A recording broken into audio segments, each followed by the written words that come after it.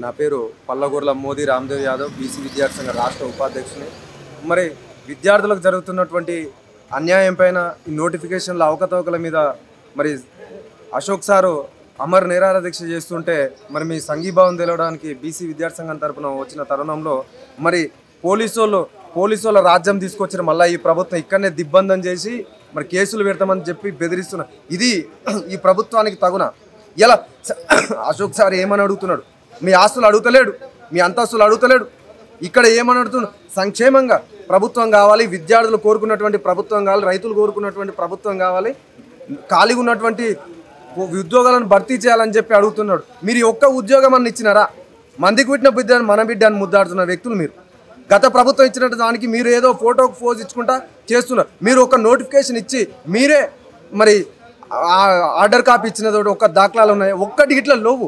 మీ intelligence వ్యవస్థ సీఎంకు సరిగా లేదని చెప్పి తక్షణమే మార్చుకున్నారు. ఈ ప్రభుత్వంలో ఈ తెలంగాణ ప్రజలకు మరి రక్షణ లేదు. ఇవాళ తెలంగాణ ప్రజలకు ఇట్లా ఈ ప్రభుత్వాన్ని మార్చాలని చెప్పి నిశ్చయించుకున్నాం.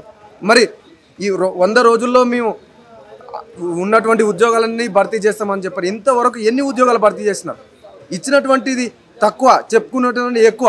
ఇంకోటి ఏంటంటే ఈ ప్రభుత్వం కేవలం మరి సంపన్న వర్గాల కోసమే పనిచేస్తున్నది. కాంట్రాక్ట్ బిల్లులను క్లోజ్ చేసుకోవడానికి ఇట్లాంటి వాటికే పనిచేస్తుంది తప్ప నిరుద్యోగుల పక్షాన లేదు ఈ ప్రభుత్వం.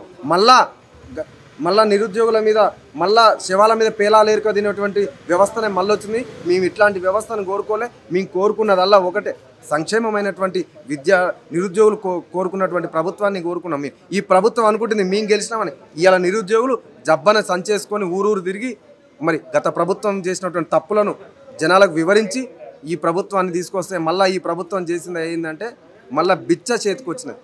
తెలంగాణ ప్రజలకు ఇట్లాంటి వ్యవస్థను మేము కోరుకోలే. దీనికి క్షుణ్ణంగా అధ్యయనం చేసి ఉన్నటువంటి ఉద్యోగాలన్నిటిని భర్తీ చేయాలి తక్షణమే.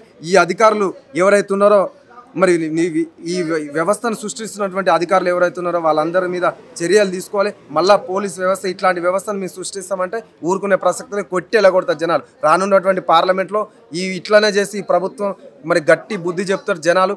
ఇలా ఈ ఐక్యవంతమైనట్టు ఇలా ఎస్సీ ఎస్టీ బీసీ మైనార్టీ అగ్రవర్ణ పేదలు మరి ప్రతి ఒక్క పేద కుటుంబం ఇలా చైతన్యంగా ఉద్యమించడానికి సిద్ధమైనారు. ఎందుకంటే ఇలా వాళ్ళేమో కార్లు బంగ్లాలు వీటి మీద తిరుగుతారు. ఎమ్మెల్యేలకు 3-4 కోట్లు పెట్టి బిల్డింగ్లు కట్టిస్తున్నారు. ఇలా సంక్షేమ హాస్టల్లో ఇలాంటి పరిస్థితి ఉన్నది. ఇలా పందులకు అన్నట్టు ఈనమైనటువంటి పరిస్థితి. భువనగిరిలో మొన్న భవ్య వైష్ణవి మరి ఆ చావు ఇట్లాంటిదా మేము కోరుకున్నది? ఇట్లాంటి వ్యవస్థను మేము కోరుకు మళ్ళీ మా పిల్లల మీద శవాల మీద పేలాలు ఏరుకది ఏంటంటే కొడుకులారా ఎవరైనా సరే కొట్టేలగొట్టేటువంటి దాఖలాలు ముందల్లే ఉన్నాయి. రానున్నటువంటి పార్లమెంట్ ఎలక్షన్లో ఈ ప్రభుత్వానికి తప్పకుండా మేము బుద్ధి చెప్తాం.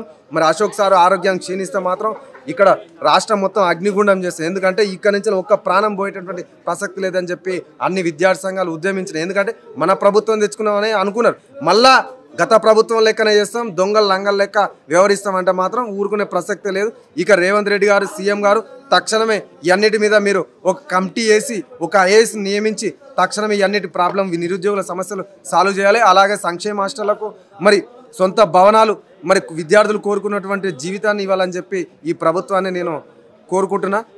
లేని ఎడల మాత్రం తప్పకుండా ఈ ప్రభుత్వం మూల్యం చెల్లుకుంటే పార్లమెంట్ ఎలక్షన్లో విద్యార్థి సంఘాలు కావచ్చు, కుల సంఘాలు కావచ్చు, ఒక్కొక్క పార్లమెంట్కు మీ ప్రభుత్వానికి అపోజిట్లో 1000 నామినేషన్లు వేసే మహోన్నత కార్యక్రమం మేము తీసుకుంటాం. ఎందుకంటే మీ ఇట్లాంటి ప్రభుత్వాన్ని మేము కోరుకోలే. కాబట్టి అన్నింటిని అధ్యయనం చేయాలని చెప్పి మేము ఈ ప్రభుత్వాన్ని మేము కోరుకుంటున్నాం.